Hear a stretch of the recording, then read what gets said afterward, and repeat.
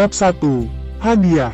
Miro perlahan-lahan membuka matanya dengan berat untuk menemukan bahwa ia berada di sebuah ruangan yang hanya memiliki warna putih.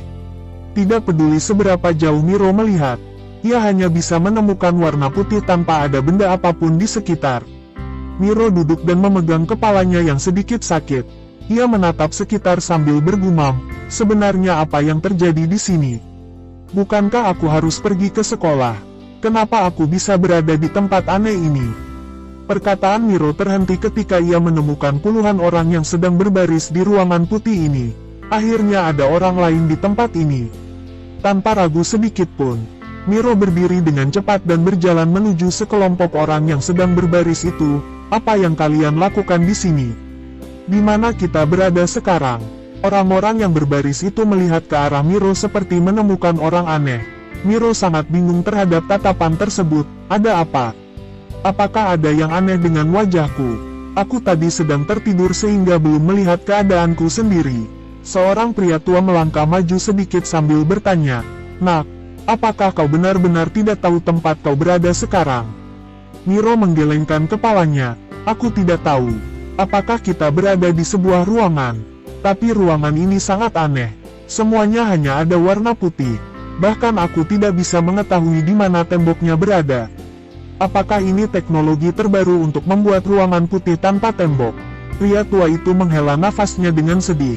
"Ini bukan bumi. Kita semua sudah mati." Setelah itu pria tua tersebut tidak berbicara lebih banyak lagi. Ia kembali berbaris tanpa memperhatikan Miro lebih banyak lagi. Bukan hanya pria tua tersebut, orang-orang yang lain juga kembali berbaris dengan sikap dingin. "Sudah mati, apa maksud?" Saat Miro akan bertanya lebih banyak lagi maka tiba-tiba ia merasa sakit kepala. Di tengah rasa sakit kepala tersebut, beberapa ingatan muncul di kepala Miro. Ingatan itu tidak lain adalah ketika Miro melihat seorang anak yang sedang melewati jalan. Tapi di sisi lain adalah sebuah mobil yang bergerak dengan sangat cepat tanpa memperhatikan keberadaan anak tersebut. Melihat semua itu, Miro yang sudah siap berangkat ke sekolah tanpa ragu membuang tas miliknya dan berlari menuju anak tersebut. Telah mendorong anak itu agar terhindar dari tabrakan mobil. Namun sebagai gantinya maka Miro adalah orang yang tertabrak oleh mobil tersebut. Kecepatan mobil sangat cepat. Mungkin supir mobil tersebut sudah tertidur yang menyebabkan Miro terbang puluhan meter akibat tabrakan tersebut. Ia hanya bisa hidup selama beberapa menit lagi untuk menemukan orang-orang di sekitarnya yang sedang panik sebelum menutup matanya. Miro kembali sadar dan berteriak tidak percaya, "Aku benar-benar sudah mati." Seluruh orang kembali menatap Miro yang berisik dengan dingin. Miro tersenyum malu terhadap tatapan dingin orang-orang. Ia tahu bahwa dirinya terlalu berisik yang membuat orang-orang terganggu sehingga Miro hanya bisa memegang kepalanya dengan malu. Karena Miro sudah tidak berisik maka mereka tidak menatapnya lebih lama lagi. Mereka kembali berbaris sambil mengingat masa lalu mereka dengan sedih. Barisan itu terlalu berjalan. Miro berdiri mengikuti barisan itu dengan wajah kosong. Lebih tepatnya Miro masih tidak bisa menerima kenyataan bahwa dirinya mati pada usia semuda itu. Walaupun Miro bukan orang yang cerdas di kelas, setidaknya ia berada di tengah-tengah dan tidak ada masalah untuk mencari pekerjaan. Tetapi semuanya sudah hancur. Ia sekarang sudah mati dan harus menunggu di barisan ini untuk menentukan apa yang harus ia lakukan selanjutnya. Waktu terus berlalu. Barisan puluhan orang itu terus berkurang hingga Miro sampai di bagian paling depan. Miro menemukan seorang wanita dengan rambut perak serta sayap putih di belakangnya berdiri berhadapan dengan Miro. Mengamati Miro dari atas ke bawah. Wanita itu berkata, "Apa yang kau lakukan hingga mati pada usia muda seperti ini?" "Akeong." Tanpa menunggu jawaban Miro, wanita tersebut mengambil sebuah tumpukan kertas untuk memeriksa kertas yang ada pada bagian terakhir. Membaca kertas itu, wanita tersebut berkata sedikit terkejut, "Kau membantu seorang dewa agar tidak tertabrak oleh mobil. Aku tidak tahu apakah kau ini tidak beruntung karena mati pada usia muda atau sangat beruntung sebab bisa mendapatkan rasa terima kasih dari dewa." Miro yang sedikit bingung berkata dengan ragu, "Dewa? Tunggu, anak kecil yang hampir tertabrak mobil itu adalah dewa." Wanita itu tidak menjawab Miro melainkan hanya melambaikan tangannya. "Aku tidak bisa menjawab pertanyaanmu. Lebih tepatnya ini bukan tugasku." Lebih baik aku langsung membawamu untuk menemui Tuan Rater. Ia adalah orang yang sudah kau bantu dan menunggu kedatanganmu dari tadi. Wanita itu langsung berjalan pergi. Miro yang masih tidak begitu mengerti mulai mengikuti wanita tersebut. Mereka berjalan cukup jauh di antara tempat yang hanya memiliki warna putih ini.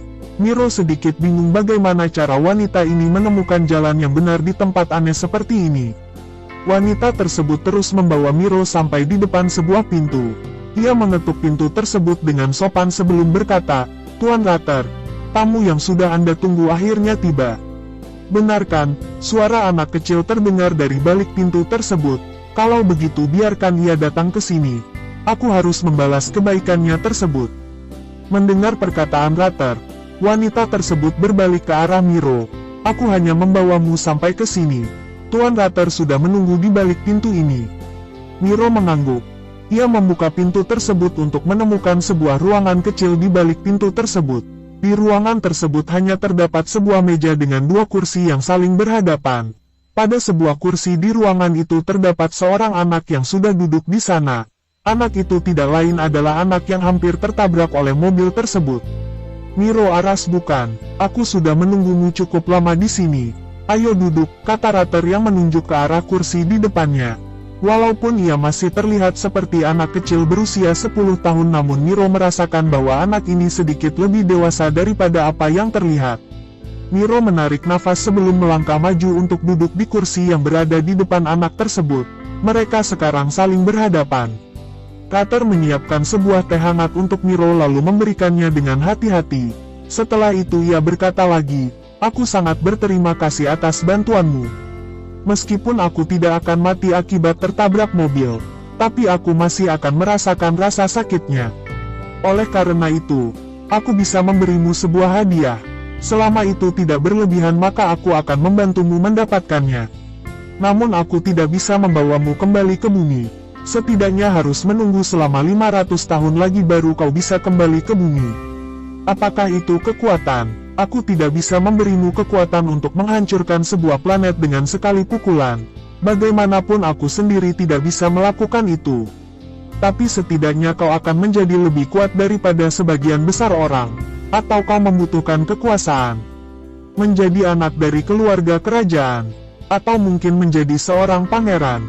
Katakan, apa yang kau pilih sebagai hadiah atas kebaikanmu tersebut?"